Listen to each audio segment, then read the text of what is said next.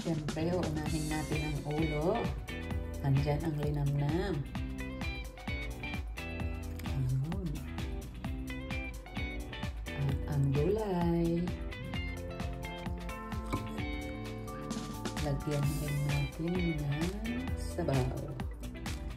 Wow, let's eat. Agoy, bahala na ang saging. Nakatali ka na dyan.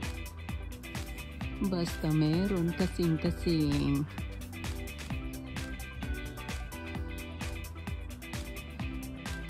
Salamat po sa inyong pagmamahal. Ang puso natin ay malaki. Ayan po, salamat sa pahapol nating Valentine's. Bahala na daw ang saging, basta merong kasing-kasing. I love the puso ng saging.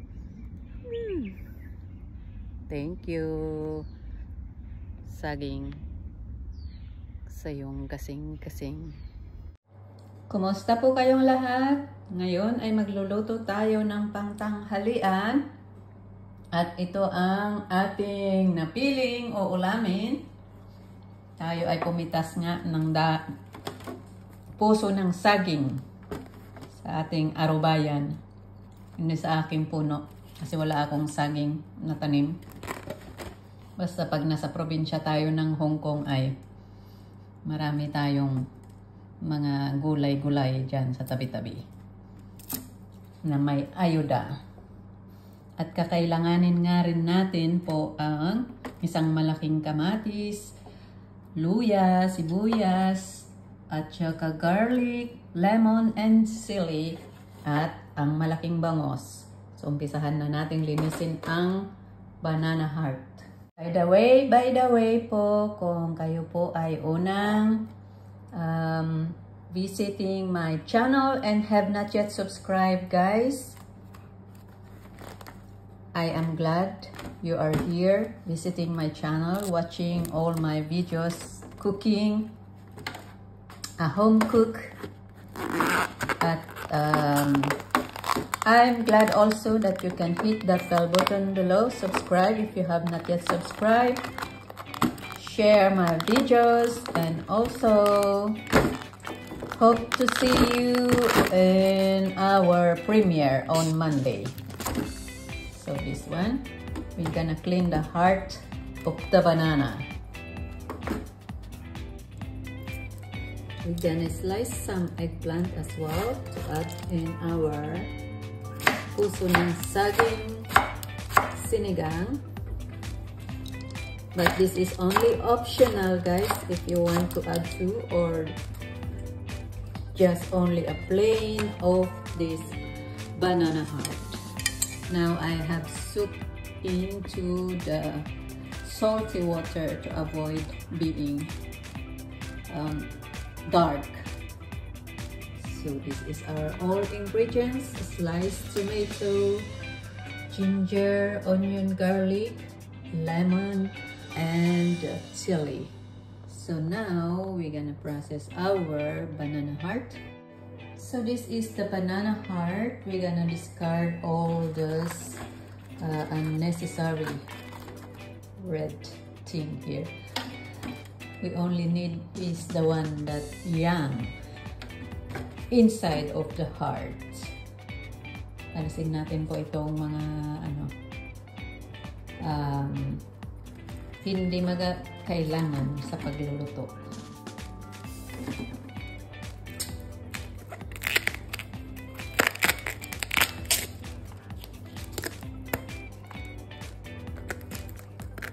But this part we can use also as adobo. So I save it for later. You can use adobong banana heart. So we get rid of those parts. We only need the young part of this banana. So we can set aside this. We can use for other recipes like adobo or salad. And then now we can take this off.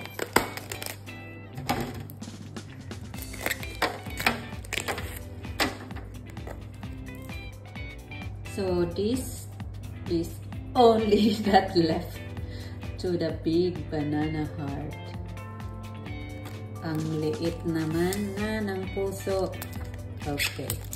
So we're gonna cut this into chunks. Yan. Ganyan siya. There.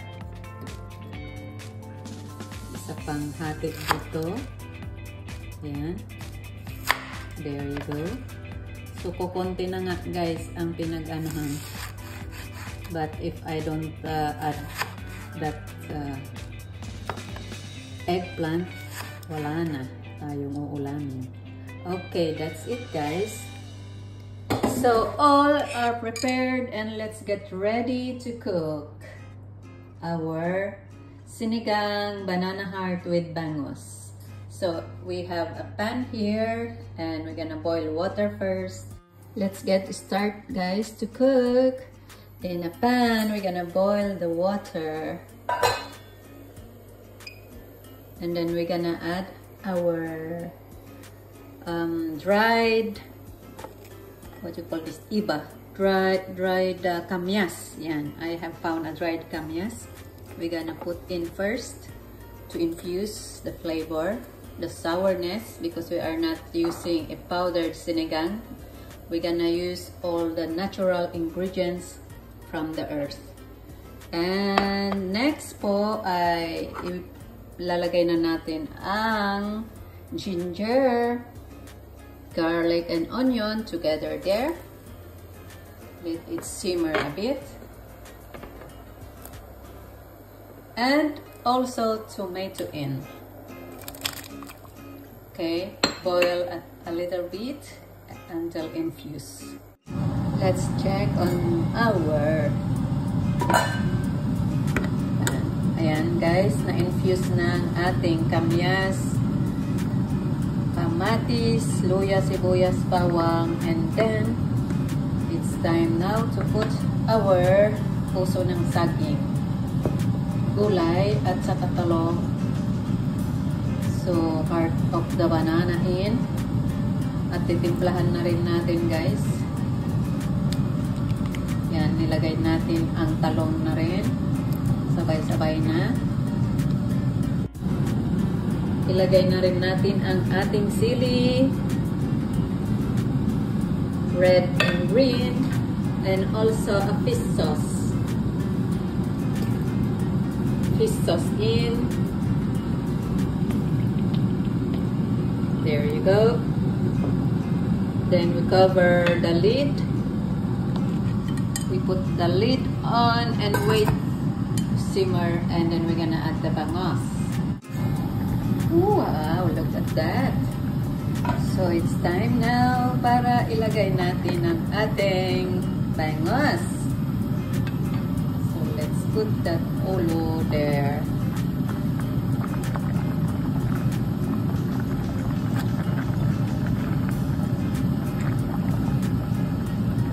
Let's put the cover and let's wait until the bangos is maluto. Ayan guys, luto na. Nagsisignal na ang ating kawali.